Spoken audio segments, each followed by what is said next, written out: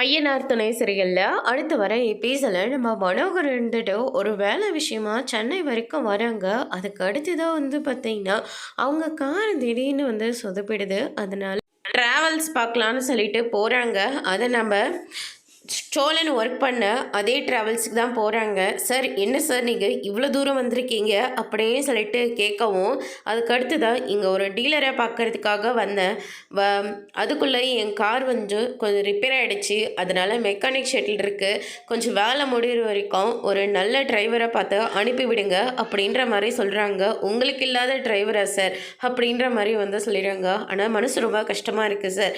உங்களுக்கு அனுப்பின ஒரு டிரைவரால் தான் இப்போ நீங்கள் இவ்வளோ அவமானத்தை சந்திச்சிட்ருக்கீங்க. ஆனால் சோழன் ரொம்பவே நல்ல பையன் சார்.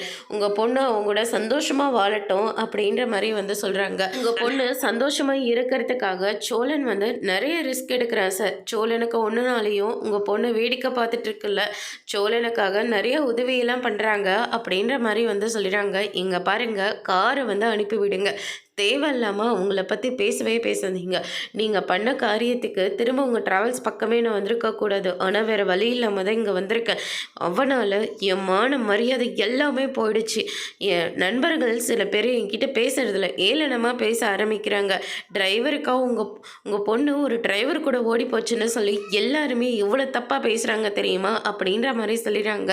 சார், ஒன்றும் அப்படி ஓடி வந்தாலும் கல்யாணம் பண்ணலை. ஒரு சந்தர்ப்ப சூழ்நிலை உங்கள் 2 பேருக்கும் கல்யாணம் ஆயிடுச்சு சொல்லி கல்யாண விஷயத்த சொல்கிறாங்க. அதோட பிரம முடிச்சிருக்கு.